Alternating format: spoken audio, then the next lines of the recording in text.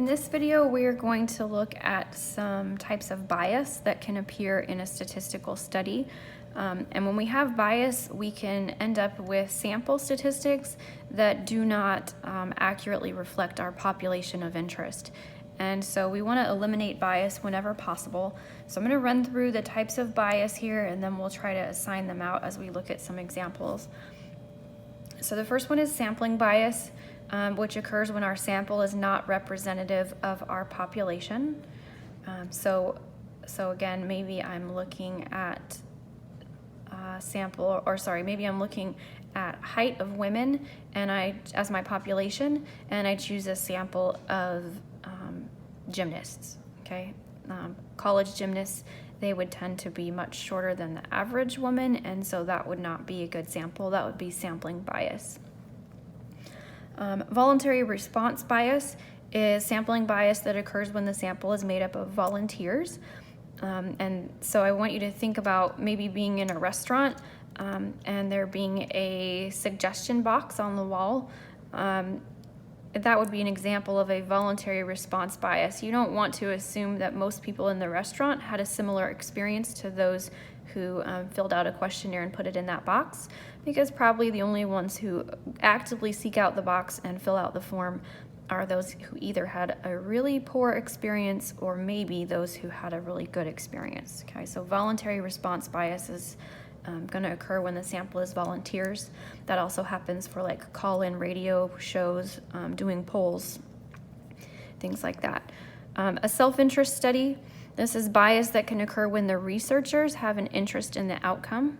Okay, so basically the researchers might be motivated to kind of get results that they are looking for because they have some sort of interest, either financially or otherwise, in the outcome. Response bias is when the responder gives inaccurate responses, and that might be for any reason. But so maybe you were asked, I think in high school, most of you would take a questionnaire that asks about drug use, and that might be a case where people might be tempted to not give accurate responses for fear that the questionnaire might be not anonymous, and so that would be an example of response bias.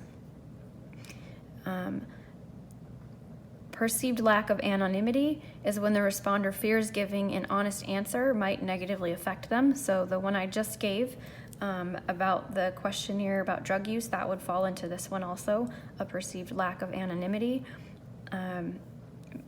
Non-response bias is when people refuse to participate in the study, and then that can influence the validity of the outcome. So if you have a lot of people who don't respond, the people who don't respond tend to be more similar than those who do, and so you're missing that whole group of outcomes.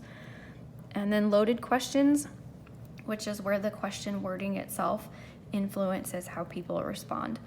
So we're just going to run through a few quick examples. So the first one here says, a survey asks the following: should the mall prohibit loud and annoying rock music in clothing stores catering to teenagers? So this is a case where we've got the wording of the question trying to influence the responses, right? So by saying the words loud and annoying, they're trying to get us to feel a certain way about the rock music. And so in terms of which type of bias we might be seeing here, this is an example of loaded questions. Number 2 says to determine opinions on voter support for a downtown renovation project, a surveyor randomly questions people working in downtown businesses. Okay, so if downtown is the area that's getting renovated and the surveyor randomly asks people who are working downtown, those people working downtown probably have different opinions about the renovation project than the population as a whole. So this would definitely be an example of sampling bias, which was just where our sample is not representative of the population.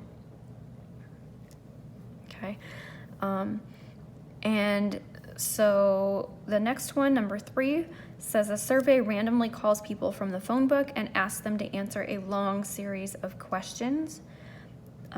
If we're randomly calling people from the phone book and asking a long series of questions, a lot of people do refuse to participate, and so non-response bias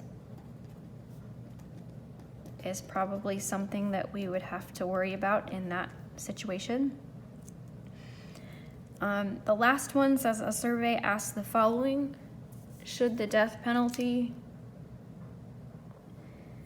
be permitted if innocent people might die? And so again, this one is phrasing the question in such a way that it's trying to get us to feel a certain way and respond a certain way. And so that would be an example of using a loaded question. Okay. For several of these, there might be other types of bias that would apply also, but those are the ones that I would say are the most relevant to each situation there.